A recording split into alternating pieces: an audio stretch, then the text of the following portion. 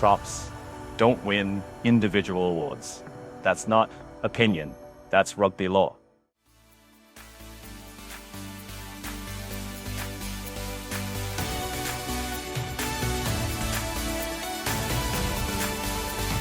For over a century, the game has celebrated its playmakers, its finishers, its tactical generals. Fly-halves lift trophies. Wings pose for photos. Number 8s dominate voting. And props do the unglamorous work that makes everything else possible. They anchor scrums in anonymity. They take hits that never make the recap videos. They sacrifice their bodies so others can collect accolades. It's been this way since the sport began. Until 2025. Until a 5'9" loosehead from Durban decided the rules didn't apply to him anymore. Ox just became the first prop in rugby history to be nominated for World Rugby Player of the Year. Not shortlisted as a token forward. Not mentioned in passing. Properly nominated alongside the backs and breakaway stars who usually monopolize these conversations. This isn't a feel-good story about participation. This is about a prop who forced the rugby world to acknowledge what South African supporters have known for years. The man is different. He's rewriting what's possible for front rowers. And he's doing it while openly declaring that salads don't win scrums and he counts slices of cake instead of calories. The audacity of it all is almost as impressive as the performance. So how did a prop, the most overlooked position in team sports, break through rugby's most stubborn ceiling? How did someone who measures 1.76 meters become the most feared loosehead in world rugby? And why is this happening now, in 2025, after 150 years of props being rugby's invisible foundation? Let's be clear about what just happened. Since World Rugby began its Player of the Year awards in 2001, exactly 0 props have been nominated. 24 years of awards. Dozens of nominees. Not one front rower made the cut. The winners tell the story. Johnny Wilkinson, Dan Carter, Richie McCaw, Bud and Barrett. These are names that sell jerseys and fill stadiums. The position has always been respected, but never celebrated on this level. Admired by coaches, ignored by voters. Invisible to casual observers. Even the greatest props in history never threatened these awards. Osterrand, arguably South Africa's most legendary loosehead and the only Springbok to win 2 World Cups, was never nominated despite 80 test caps and an era of forward dominance. Tony Woodcock, Carl Heyman, Gethin Jenkins, icons who anchored championship packs, never seriously contended. Props were infrastructure, essential but invisible, the foundation everyone stands on without thinking about. Then Ox spent 2025 making it impossible to look away. The statistics are absurd. He won 19 scrum penalties during the Rugby Championship alone. That's 8 more than any other player in the tournament. Not 8 more than other props. 8 more than anyone, anywhere in any position. When South Africa needed scrum dominance, Ox delivered it so consistently that opposition coaches started game planning specifically around him. The Sharks built their forward strategy around his presence. The Springboks trusted him in the biggest moments, and the data backed up what eyes could see. He ranked number 1 in the entire United Rugby Championship Top 100 according to Statmaster's XP algorithm, outperforming every player across all competitions and international rugby. A prop ranked first. Across all positions, rugby analytics love backs. They love ball carriers and breakdown specialists, and players who generate turnovers. Props typically rank somewhere in the middle, acknowledged for solid work, but rarely dominating metrics. Ox didn't just crack the top 10. He went to number 1 and stayed there. That's unprecedented for a front rower. The nomination carries weight, beyond individual recognition. Malcolm Marx, nominated alongside Ox, represents the second time a hooker has made the shortlist since 2018. Hookers have actually won the award. Keith Wood took home the inaugural prize in props. Never. Not once in 24 years. The barrier wasn't just high, it was absolute. Until now. What makes this remarkable is how Ox does it. He's 22 kilograms regularly matched against props who outweigh him by 15 to 20 kilos and tower over him by half a foot. Physics should work against him. Instead, he's weaponized his lower center of gravity and turned his stature into an advantage. Watch him engage in scrums and you'll see technique. So refined it looks effortless. His bind is vice-tight. His angles are perfect. His timing is immaculate. Bigger props try to use their size advantage and find themselves driven backward by someone who looks like he shouldn't be able to move them. It's not just strength.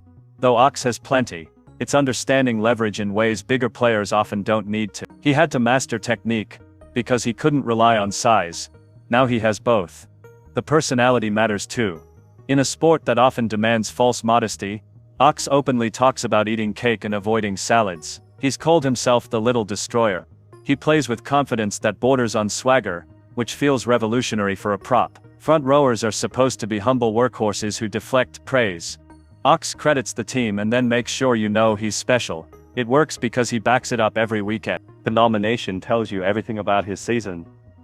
World Rugby doesn't hand out these honors for good stories. The voting panel includes former players like Jacques Burger, Victor Matfield, Kieran Reid, and Sergio Perez, along with coaches and journalists who understand rugby at the highest level. These are experts who watch every major test match and analyze performance data. They nominated a prop because they watched 2025 unfold and couldn't justify leaving him off. That's precedent-shattering recognition. It signals that rugby is finally willing to acknowledge that dominance in the tight five matters as much as brilliance in the back three. Ox didn't just have a great year, he fundamentally shifted how the sport evaluates excellence. Think about the competition. Pieter-Steph du Toit, already a two-time winner, was nominated again. He's the standard for South African forwards, a player who combines work rate with intelligence. Malcolm Marx, one of the most complete hookers in world rugby, with 26 tries as a forward, also made the list. France's Louis Biel-Biarré, Six Nations Player of the Tournament, brought dazzling attacking play. Against that competition, a prop still earned his place. The panel looked at everything these players accomplished, and decided Ox belonged in the conversation. That's validation at the highest level. This matters beyond one player's achievement. Ox's nomination changes the conversation for every prop currently playing, and every young front rower watching. For generations, the best props in the world knew their ceiling. Play well, earn respect from peers, maybe captain your club, but don't expect individual glory. The greatest props accepted this reality. Os Durant won 2 World Cups, anchored championship teams, and was inducted into the World Rugby Hall of Fame, but World Rugby Player of the Year, never nominated. That glass ceiling just shattered. Young props can now see a path to recognition that didn't exist before. Coaches can point to Ox as proof that elite scrummaging can elevate a player to the sport's highest honors. The position itself gains legitimacy in public perception. South Africa has always understood forward dominance. Their rugby culture celebrates the hard work that others overlook. The scrum isn't just a reset in South African rugby. It's a weapon, it's a statement, it's where games get won, and opponents get broken. Ox represents the evolution of that philosophy. He's not just a destroyer in the scrum, he's mobile in open play, effective in defense, dangerous with ball in hand. The modern game demands props who can contribute for 60 minutes at high intensity, and Ox delivers exactly that. That's the template for future prop. Technique perfect, physically dominant and versatile enough to impact the game beyond set pieces. When Ox speaks about his nomination, the humility comes through. In interviews after the announcement, he admitted he's still processing it, still can't quite believe it happened. He talks about getting emotional thinking about the hours put in, the sacrifices made to reach this point. That vulnerability matters. Props aren't supposed to get emotional about individual recognition. They're supposed to shrug and talk about the team. Ox does both. He acknowledges the honor while immediately crediting his teammates. Come scrum time, he says, you can't do it alone. You need a pack. You need everyone to buy in. Malcolm Marx scrums hard and throws well at line-out time, which requires good locks. You have to have players around you that you trust. That's the Springbok culture under Rassie Erasmus, speaking through him. But Ox also knows he's special. He knows what he brings to the field. And he's not afraid to say salads don't win. Scrums while eating another slice of cake. That balance, that blend of team-first mentality and individual confidence, is what makes him compelling beyond just his on-field performance. He's giving props permission to be proud of what they do. For too long, front rowers have been told to stay humble, stay quiet, let others take the spotlight. Ox is saying you can be the best in the world at your position, and own it. You can celebrate the dark arts that make rugby possible. You can demand recognition while still being a team player. Will Ox actually win World Rugby Player of the Year? The announcement comes soon, and the reality is that the award still tends to favor backs and ball carriers. Old habits die hard in rugby voting. Peter Steph du Toit has a legitimate claim after another outstanding season. Malcolm Marx's all-around excellence makes him a strong contender. Louis Belbiari brought excitement that European audiences love. The smart money probably isn't on the prop, but winning was never the point. The nomination itself is the revolution. It's rugby admitting that props can be exceptional in ways that deserve celebration alongside any other position. It's acknowledgement that the sport's foundation players can also be its stars. It's validation for every prop who ever felt invisible, despite doing the work that makes everything else possible. Ox broke the rule that props don't win individual awards. He proved that they can at least compete for them. He showed that technical mastery in the scrum, combined with modern mobility and work rate, creates value that even traditional voting panels can't ignore. And once that door opens, it doesn't close. Other props will follow. Standards will rise. The position will evolve. Young looseheads coming through the ranks now will grow up in a world where a prop was nominated for the sport's highest individual honor. They'll see it's possible. They'll aim for it. Little Destroyer from Durban, who counts cake slices and destroys international scrums, just rewrote what's possible for front rowers everywhere. Props don't win individual awards, because Ox just proved that when you're good enough, when you dominate your craft so thoroughly, that ignoring you becomes impossible.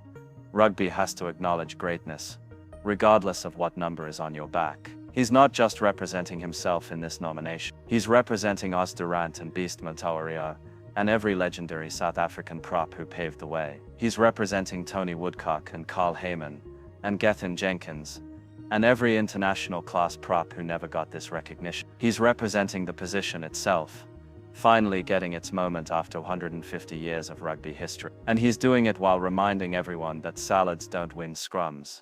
Cake does. And sometimes the most revolutionary thing you can do is be exactly who you are while being the absolute best at what you do. That's the rule Ox broke. Not just the one about props and awards. The bigger one about staying invisible, staying humble, never demanding recognition for the brutal work that makes rugby possible. He broke that rule, and rugby is better for it.